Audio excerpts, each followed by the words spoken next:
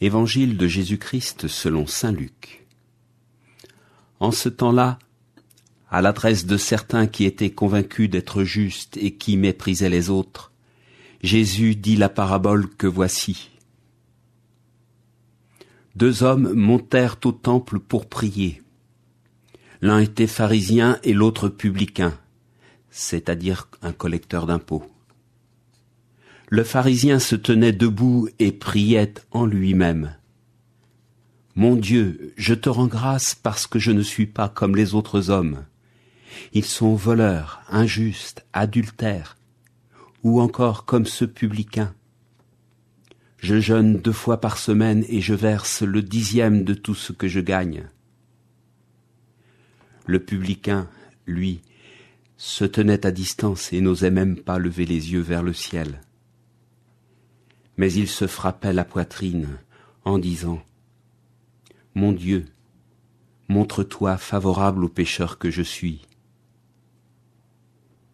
Je vous le déclare, quand ce dernier redescendit dans sa maison, c'est lui qui était devenu un homme juste, plutôt que l'autre. Qui s'élève sera abaissé, qui s'abaisse sera élevé.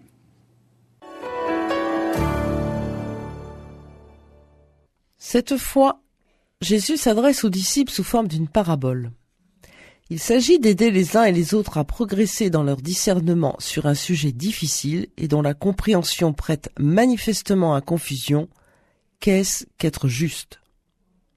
La leçon est d'importance. On a pour décor le temple, haut lieu de la vie publique et religieuse d'Israël, et un sujet central dans la vie de chacun, la prière.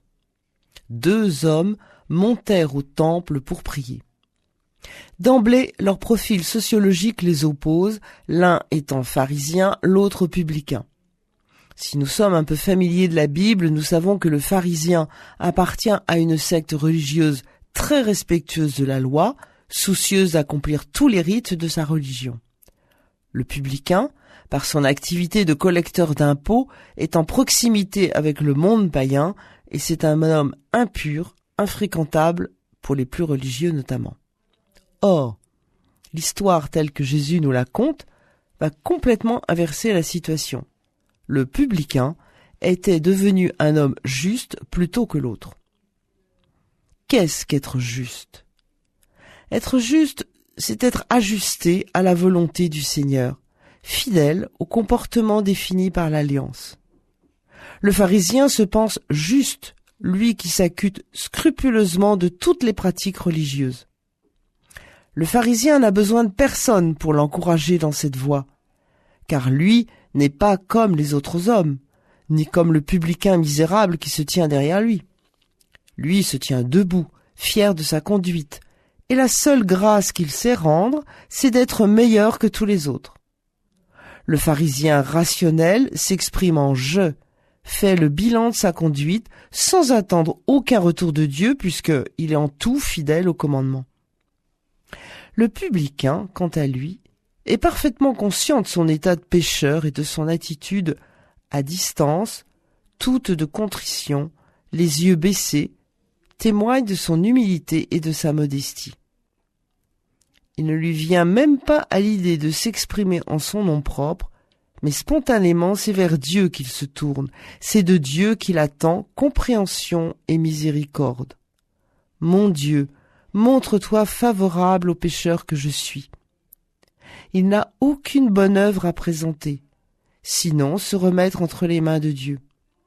Ce pécheur qui a su faire de Dieu son interlocuteur est alors justifié, accueilli dans l'entourage de Dieu, sans avoir recours à un rite pénitentiel, sans qu'il soit exigé de lui plus que ce qu'il est, tel qu'il est, ouvert sans fou fuyant au regard de Dieu.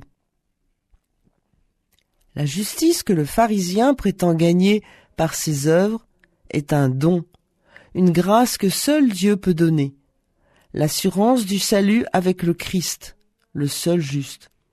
À la suite de Noé, d'Abraham qui furent trouvés justes aux yeux du Seigneur et qui furent bénis avec leur maisonnée, le publicain, conforté par la prière, fait tout simplement confiance à Dieu et s'en remet pleinement à lui pour orienter sa vie. La leçon est rude, car il n'est pas toujours facile d'entendre que qui s'élève sera abaissé et qui s'abaisse sera élevé.